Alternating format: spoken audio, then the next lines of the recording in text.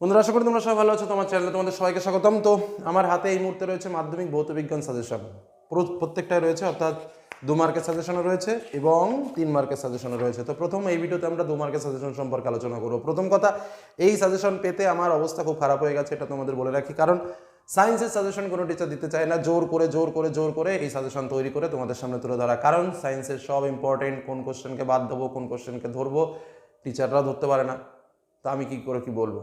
আমার যারা চ্যানেলের শিক্ষকরা রয়েছেন তারা অতি কষ্টে তোমাদের জন্য প্রচুর সময় বের করে কিন্তু এই কাজটা আমাদের হাতে তুলে দিয়েছেন এবং তারা মোটামুটি বলতে পারি আমি 100% নিশ্চিত যে এর বাইরে প্রশ্ন থাকবে না।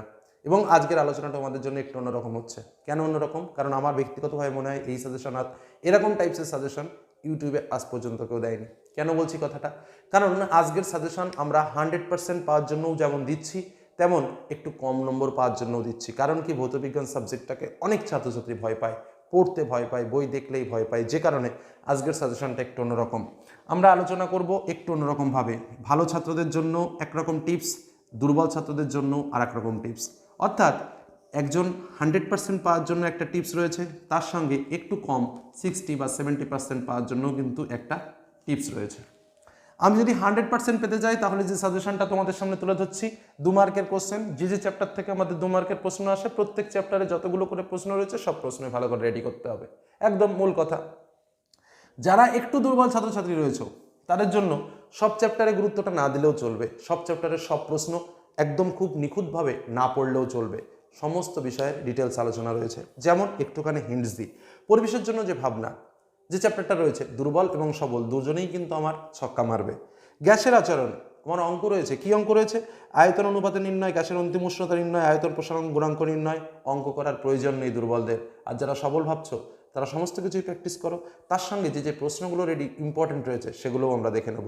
তো এরকমভাবে কোন কোন চ্যাপ্টার পড়তে হবে, কোন কোন চ্যাপ্টারকে একটু অ্যাভয়েড করা যাবে, সমস্ত টিপস কিন্তু আজকের সাজেশনের ভেতরে রয়েছে। এই জন্য বলছি এই 2 মার্কের প্রশ্নগুলো খুব ভালো করে রেডি করে ফেলো। আর এর সঙ্গে আর একটা কথা বলবো, আমাদের 3 মার্কের জন্য যে 12টা প্রশ্ন লিখতে হয়, দেখো 3 মার্কের জন্য যে 12টা প্রশ্ন লিখতে হয়, এই 2 মার্কের প্রশ্নর মধ্যে অনেক প্রশ্ন সেটা কিন্তু ওই 3 মার্কের প্রশ্নের ভেতরেও তোমরা টার্ন আউট পাবে, অর্থাৎ জয়েন্ট আকারে কিন্তু প্রশ্নগুলো পেয়ে যাবে। কারণ 3 মার্কের যে প্রশ্ন তৈরি হয় সেখানেও কিন্তু 2+1 এরকম মার্কিংয়ের প্রশ্ন রয়েছে, কি তাই তো? অতএব এই জায়গা দাঁড়িয়ে এই 2 মার্কের প্রশ্নগুলো কিন্তু তোমার কাছে ব্রহ্মাস্ত্র। আমাদের এখানে 9টি প্রশ্ন লিখতে হয়, 9টি প্রশ্ন লিখতে হয়, কিন্তু প্রশ্ন কটা আসে? আমাদের যে প্রশ্নগুলো আসে, যে 9টি প্রশ্ন লিখতে হয়, দেখা যায় যে বেশিরভাগ প্রশ্নগুলোতে অর থাকে, অর্থাৎ সব মিলে যদি আমরা দেখি প্রায় 12টা মতো প্রশ্ন আমার আসে। আমি তোমাদের বলে রাখছি, যারা একটু কঠিন পার্টটা, যে পার্টটাকে বাদ দিতে বলছি, সেই পার্টটাকে যদি বাদ দিয়েও পড়ো তাও দেখবে এই 12টার মধ্যে সব মিলে প্রায় 8-9টা প্রশ্ন তোমরা কিন্তু পেয়ে যাচ্ছ, এবং তার থেকে 2 মার্ক, প্রায় 17-18 মার্ক কিন্তু তোমার এই সাজেশনের মধ্যে খুব অল্প পরিমাণ পড়েই তুমি ক্যারি করতে পারবে। যারা দুর্বল ছাত্রছাত্রী রয়েছে তাদের ক্ষেত্রে তো এই 18 মার্ক মানে বিশাল ব্যাপার, আর যারা সবল রয়েছে বা একটু দুর্বল রয়েছে তাদের ক্ষেত্রে আমি বলবো সম্পূর্ণ সাজেশনটি পড়ে ফেলতে। চলো আর সময় নষ্ট না করে আমরা একদম মূল সাজেশন পর্বে প্রবেশ করি এবং ইম্পর্টেন্ট কী কী প্রশ্ন আছে সেগুলো দেখে নিই। ওকে, চলো সাজেশনটি দেখে নেওয়া যাক। তার আগে বলবো, যারা এখনও চ্যানেলকে সাবস্ক্রাইব করেন অবশ্যই সাবস্ক্রাইব করেন এবং বেল আইকন অবশ্যই ক্লিক করে রাখো। বন্ধুরা, তাহলে আমরা পরপর যে 2 মার্কের প্রশ্নগুলো রয়েছে সেগুলো জেনে নিই, এবং যে যে চ্যাপ্টারগুলো থেকে 2 মার্কের প্রশ্ন আসবে সেই চ্যাপ্টারগুলোর দিকে আমরা বেশি পরিমাণে নজর দিয়ে সেই প্রশ্নগুলোই ভালো করে দেখব, এবং এই আলোচনার মধ্যে যে কিছু টিপস রয়েছে সেগুলো অবশ্যই শেয়ার করব। প্রথম যে চ্যাপ্টার আমাদের পরিবেশের জন্য ভাবনা, মনে রাখবে এই চ্যাপ্টার থেকে প্রশ্ন কিন্তু আমাদের আসবেই, এবং এই কটা প্রশ্নের মধ্যে আমাদের কিন্তু প্রশ্নের উত্তর লিখতেই হবে, এবং আমরা কিন্তু এখান থেকে 2 মার্কের প্রশ্ন একটা ইজিলি পাবো, এবং আমরা এই ফুল মার্কসটাই অর্জন করবো। এরকমভাবে ছোট ছোট 2টো প্রশ্ন কিন্তু আমরা এখান থেকে পেয়ে যাব। তো কি কি প্রশ্ন রয়েছে? স্থিতিশীল উন্নয়ন বলতে কি বোঝো? আদর্শ জ্বালানির বৈশিষ্ট্যগুলো কি কি? মিথেন হাইড্রেট কি? স্থিতিশীল উন্নয়নের মূল উদ্দেশ্যগুলি ব্যাখ্যা করো। অতিবেগুনি রশ্মি কিভাবে ওজোন গ্যাসের ক্ষতি করে? গ্লোবাল ওয়ার্মিং কি? গ্লোবাল ওয়ার্মিং এর প্রভাব আলোচনা করো। গ্রিন হাউস প্রভাব বলতে কি বোঝো? সিএফসি কিভাবে ওজোন স্তরের ক্ষতি করে? পরিবেশে ওজোন স্তরের ভূমিকা কি? জীবাশ্ম জ্বালানি বলতে কি বোঝো? বায়োফুয়েল বলতে কি বোঝো? এই কটা প্রশ্ন কিন্তু তোমাকে পড়তেই হবে এবং ভালো মার্কস তোমার এখান থেকে ক্যারি করতেই হবে। আর যারা দুর্বল ছাত্রছাত্রী তাদের জন্য কিন্তু এই চ্যাপ্টার ব্রহ্মাস্ত্র বলে রাখছি আমি। যে যে চ্যাপ্টারগুলো দুর্বল ছাত্রছাত্রীদের জন্য সেটা কিন্তু বলে রাখলাম। যেমন দ্বিতীয় চ্যাপ্টার গ্যাসের আচরণ, যারা সারা বছর ঠিকঠাকভাবে পড়াশোনা করনি তাদের পক্ষে এটা এখন রেডি করাটা খুবই টাফ ব্যাপার। কারণ কি?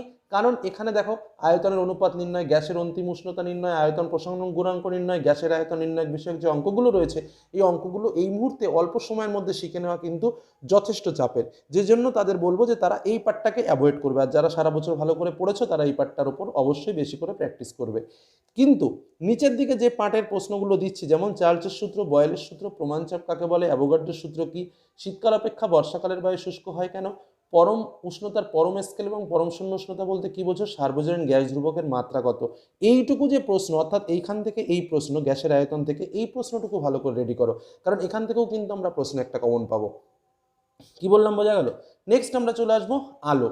আলো চ্যাপ্টারটা কিন্তু সকলের জন্য খুব ইম্পর্টেন্ট এবং এখান থেকে ফুল মার্কস আমাকে ক্যারি করতেই হবে। তো কি কি রয়েছে প্রশ্নগুলো একটু দেখে নেওয়া যাক।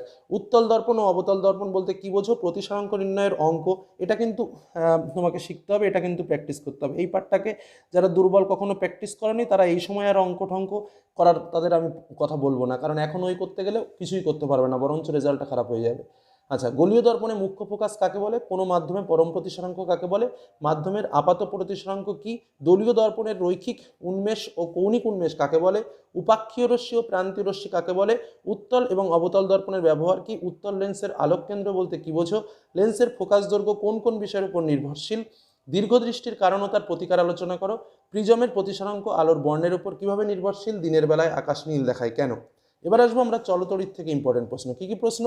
চলতড়িৎ বল ও বিভব প্রবেশের পার্থক্য লেখো। দেখো আমি যেটা বললাম, এই চ্যাপ্টারটা কিন্তু দুর্বল এবং স্বাভাবিক যারা রয়েছে সকলের জন্য ইম্পর্টেন্ট। আলো, পরিবেশের জন্য ভাবনা, আমি কিন্তু এমনভাবে সাজেশনটা তোমাদের সামনে শেয়ার করছি যাতে করে তোমরা প্রত্যেকেই একটা ভালো কিছু করতে পারো। নেক্সট আমরা যে চ্যাপ্টারটা যাব সেটা হচ্ছে চলতড়িৎ। তো কি লিখবে দেখো, চলতড়িৎ বল ও বিভব প্রবেশের পার্থক্য। দেখো, ওহমের সূত্র আপেক্ষিক রোধ বা রোধাঙ্ক কাকে বলে, তড়িৎ বিভব কাকে বলে, কুলম্বের সূত্র, কোষের তড়িৎচালক বল কাকে বলে, অর্ধপরিবাহী পদার্থ কাকে বলে, ওয়ান বোর্ড বলতে কি বোঝো, ফ্লেমিং এর বামহস্ত নিয়ম সন্তরণের নিয়মটি বিবৃতি করো, আর বার্লো চক্রের ঘূর্ণন কোন কোন বিষয়ের উপর নির্ভর করা সম্ভব। তো এই চলতড়িৎ থেকে কটা প্রশ্ন পড়াটা যে খুব একটা কঠিন ব্যাপার সেটা কিন্তু নয়, এটা কিন্তু মাথায় রাখবে। নেক্সট, পর্যায় সারণী ও মৌলদের ধর্মের পর্যায়বৃত্ততা। এখান থেকে আমি যেটা তোমাদের বলবো, যারা দুর্বল ছাত্রছাত্রী আছো তারা কিন্তু এখান থেকে সমস্ত প্রশ্ন পড়তে একটু কষ্ট হয়ে যাবে, যে কটা পারবে সে কটা পড়বে। আর যারা ভালো তারা অবশ্যই চেষ্টা করবে, ভালো নম্বর যাদের পাওয়ার ইচ্ছা আছে তারা অবশ্যই চেষ্টা করবে সকল প্রশ্নের উত্তর করার। তো চলো কি কি প্রশ্ন রয়েছে এবার একটু দেখে নিই। প্রথম প্রশ্ন রয়েছে আমাদের, কোন শ্রেণী বরাবর আয়োনাইজেশন শক্তি কিভাবে পরিবর্তিত হয়। তারপরেরটা হচ্ছে ডেনোরাই নারের ত্রয়ী সূত্রটি বিবৃতি করো, সন্ধিগত মৌল কাকে বলে উদাহরণ দাও, নিউল্যান্ডের অষ্টক সূত্রটি বিবৃতি করো, ইউরেনিয়ামত্বের মৌল বলতে কি বোঝো, আদর্শ মৌল বা প্রতিনিধি মৌল বলতে কি বোঝো, ত্রয়ী মৌল বলতে কি বোঝো, এবং তড়িৎ ঋণাত্মকতার মান কোন কোন বিষয়ের উপর নির্ভরশীল। জাস্ট এই কটা প্রশ্ন রয়েছে পর্যায় সারণী এবং পর্যায়দের মৌলদের ধর্মের পর্যাবৃত্ততার জন্য থেকে 2 মার্কের প্রশ্ন। অতএব বুঝতেই পারছো যে খুবই কম সংখ্যক প্রশ্ন দিয়ে কিন্তু টোটাল সাজেশনটিকে সাজানো হয়েছে। তো চলো আর যে চ্যাপ্টার থেকে আমাদের 2 মার্কের প্রশ্ন আসে সেই প্রশ্নগুলো একটু দেখে নেওয়া যাক। পরবর্তী আমাদের যে চ্যাপ্টার রয়েছে সেটা হচ্ছে আয়নীয় ও সমযোজী বন্ধন। তো দেখো এখান থেকে আমি বলবো যারা একটু দুর্বল প্রকৃতির ছাত্র রয়েছে তারা এই চ্যাপ্টারটাকে কিচ্ছু করার নেই, কারণ এই অল্প সময় শেষ করতে পারবে না, এটা অ্যাভয়েড করে যাবে। আর যারা ভালো রয়েছে তারা চেষ্টা করবে সমস্ত প্রশ্নগুলোর উত্তর রেডি করে পরীক্ষার হলে যাওয়ার, কারণ এখান থেকে প্রশ্ন আসবে তেমন এটাও যেমন নিশ্চিত, এই প্রশ্নগুলো পড়তে গেলে সারা বছর খাটতে হয় এটাও কিন্তু নিশ্চিত মেনে নিতে হবে। তো চলো কি কি ইম্পর্টেন্ট প্রশ্ন রয়েছে সেগুলো একটু জেনে নেওয়া যাক আয়নীয় ও সমযোজী বন্ধন থেকে। প্রথম প্রশ্ন, সোডিয়াম ক্লোরাইডের ক্ষেত্রে আণবিক ভরের পরিবর্তে সংকেত ভর কথাটি প্রযোজ্য হয় কেন। CaH2 Na2O, তারপর হচ্ছে MgCl2 অণুগুলোর ইলেকট্রন ডট গঠন দেখাও। তড়িৎযোজ্যতা বলতে কি বোঝো, আয়নীয় বন্ধন ও তড়িৎযোজী বন্ধন গঠনের ক্ষেত্রে বিজ্ঞানী কোষের সম্ভাবনাগুলি ব্যক্ত করো। আয়নীয় যৌগ সৃষ্টি আবার শর্ত কি, সমযোজ্যতা বলতে কি বোঝো। লুইস এর মতবাদ অনুযায়ী সমযোজী বন্ধন কিভাবে গঠিত হয়, সমযোজী যৌগ সৃষ্টি হওয়ার শর্তগুলো কি কি। H2O, CO2 এবং NH3 অণুগুলোর আর লুইস ডট অঙ্কন করো। পরবর্তী চ্যাপ্টার আমরা চলে আসি তড়িৎ প্রবাহ ও রাসায়নিক বিক্রিয়া। তো এখানে জাস্ট 3-4টে প্রশ্ন আছে, আমি বলবো এই 3-4টে প্রশ্নকে অবশ্যই ভালো করে পড়ো, কারণ এখান থেকে প্রশ্ন আমরা পরীক্ষাতে পাবোই। প্রথম প্রশ্ন রয়েছে তড়িৎ বিশ্লেষ্য বলতে কি বোঝো, তড়িৎ লেপন বলতে কি বোঝো, গাঢ় সালফিউরিক অ্যাসিডের চেয়ে লঘু সালফিউরিক অ্যাসিড বেশি পরিমাণে তড়িৎ পরিবহন করে কেন। এবং আরেকটা প্রশ্ন রয়েছে পিটি তড়িৎদ্বার ব্যবহার করে CuSO4 এর জলীয় দ্রবণে তড়িৎ বিশ্লেষণে অ্যানোড অক্সিজেন গ্যাস উৎপন্ন হয় কেন। বোঝা গেল কি বললাম। তো এই দুটো পার্ট কিন্তু ভালো করে পড়ো, প্রত্যেকেই পড়ো, কারণ দুটো প্রশ্ন একটু কষ্ট হলেও পড়ে রাখা ভালো। পরবর্তী আমাদের যে চ্যাপ্টার যেখান থেকে আমাদের 2 মার্কের প্রশ্ন আসবে সেটা হলো পরীক্ষাগার ও রাসায়নিক শিল্পে অজৈব রসায়ন। এই চ্যাপ্টারটাও কিন্তু ওরকম কেমিস্ট্রির পার্ট। তো এই পার্টটাও কিন্তু সেই চেষ্টা করবে প্রশ্নগুলো পড়ার, কারণ এখান থেকে প্রশ্ন আমার আসবেই এটা যেমন নিশ্চিত, কিন্তু যারা নতুন সারা বছর পড়ানি তাদের ক্ষেত্রে কিন্তু এই পার্টটা একটু দুর্বল হয়ে যাবে। তো চলো চেষ্টা করবে, যেমন কিছু কিছু প্রশ্ন আছে, যেমন হেবার পদ্ধতিতে অ্যামোনিয়া প্রস্তুতির নীতি। পরীক্ষাগারে প্রস্তুত অ্যামোনিয়া গ্যাসকে শুষ্ক করতে গাঢ় সালফিউরিক অ্যাসিড P2O5 বা অনাদ্র CSCl2 ব্যবহার করা হয় না কেন? পরীক্ষাগারে অ্যামোনিয়াম প্রস্তুতি নীতিটি লেখো। অ্যামোনিয়া গ্যাসের বিজারণ ধর্মের উদাহরণ দাও। স্মেলিং সল্ট কীভাবে অ্যামোনিয়া প্রস্তুত করা হয়, স্মেলিং সল্ট থেকে কীভাবে অ্যামোনিয়া প্রস্তুত করা হয়। লাইকার অ্যামোনিয়া ও তরল অ্যামোনিয়ার পার্থক্য কী? হলুদ বর্ণের ফ্লোরিক্লোরাইডের মধ্য দিয়ে অ্যামোনিয়া চালনা করলে কী ঘটবে? নেস্টার বিকারকের সাহায্যে কীভাবে অ্যামোনিয়া গ্যাস শনাক্ত করবে? অ্যামোনিয়া থেকে কীভাবে ইউরিয়া শিল্প উৎপাদন করা হয়? অ্যামোনিয়া গ্যাসে হাইড্রোজেন আছে কীভাবে বোঝা যায়? পরীক্ষাগারে H2S গ্যাস প্রস্তুতির নীতিটি লেখো। পরীক্ষাগারে প্রস্তুত H2S গ্যাসকে কীভাবে বিশুদ্ধকরণ করা যায়? তারপরের প্রশ্ন হচ্ছে নাইট্রোলিম কি, ইহা কিভাবে প্রস্তুত হয়? পরীক্ষাগারে কিভাবে নাইট্রোজেন গ্যাস প্রস্তুত করা যায়? পরবর্তী চ্যাপ্টার আমাদের যেখান থেকে 2 মার্কের প্রশ্ন আসবে সেটা হচ্ছে ধাতুবিদ্যা। একদম এটা রেডি রাখবে, দুর্বলদের জন্য ব্রহ্মাস্ত্র। তো চলো, লোহায় মোর্চা ধরার বিক্রিয়াগুলো কি কি? এক টুকরো জিনকে কপার সালফেট দ্রবণে যোগ করলে কি ঘটবে? তড়িৎ রাসায়নিক শ্রেণী বলতে কি বোঝো? গ্যালভানাইজেশন বলতে কি বোঝো? থার্মিট পদ্ধতি নীতিটি বিক্রিয়া সহ উল্লেখ করো। জিঙ্ক অক্সাইড থেকে কিভাবে জিঙ্ক ধাতু প্রস্তুত করা যায়? জৈব রসায়ন থেকে পরবর্তী চ্যাপ্টার। সমগণীয় শ্রেণী ও সমগণ বলতে কি বোঝো? সম্পৃক্ত অসম্পৃক্ত জৈব যৌগ বলতে কি বোঝো? ক্যাটিনেশন ধর্ম বলতে কি বোঝো? কার্যকারী গ্রুপ বলতে কি বোঝো? সমবায়তা বলতে কি বোঝো? ডিনেচার্ড স্পিরিট কি? ইথিলিনের সাথে ব্রোমিনের বিক্রিয়া উল্লেখ করে ইথিলিন থেকে কিভাবে পলিথিন প্রস্তুত করা হয় লেখো। এই চ্যাপ্টারটাও কিন্তু দুর্বলরা অবশ্যই ভালো করে পড়বে, আর সবলরা তো অবশ্যই পড়বে। তো আমি আজ সাজেশনটি তোমাদের সামনে এমনভাবেই তুলে ধরলাম, যারা ভালো তারা আমি আশা করছি এই সাজেশন থেকে হুবহু তোমরা আমাদের যে 12টি প্রশ্ন লিখতে হয় 12টি প্রশ্নই কমন পাবে। 1 নম্বর কথা। 2 নম্বর কথা তোমাদের সামনে যেটা বলবো, যারা দুর্বল, যে 2-3টে চ্যাপ্টারকে আমি অ্যাভয়েড করলাম, সেই 2-3টে চ্যাপ্টার যদি আমি বাদও দিই, তাও কিন্তু আমি এখান থেকে নর্মালি 8টা থেকে 9টা প্রশ্ন কমন পাবো। তো 9টা প্রশ্ন কমন পাওয়া মানে হচ্ছে আমার 18টা মার্ক কিন্তু আমি শুধু 2 মার্কের প্রশ্ন পেয়ে গেলাম।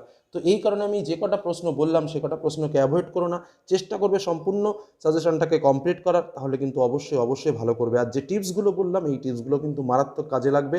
জাস্ট একটু বইটা খোলো, একটু চ্যাপ্টার ভিত্তিক প্রশ্নগুলো দাগিয়ে ঝপাঝপ করে পড়ে ফেলো, দেখবে পরীক্ষার হলে মজা পাবে। এটুকু বলে আজকের আলোচনা শেষ করলাম। জাস্ট অপেক্ষা করো, কিছুক্ষণের মধ্যেই তোমাদের জন্য আমি 3 মার্কের যে প্রশ্ন সেট রয়েছে সেগুলো শেয়ার করে দেবো। তো চলো আজকের মধ্যে এখানে শেষ করলাম। সকলে ভালো থেকো, সুস্থ থেকো, সাবধানে থেকো। ধন্যবাদ।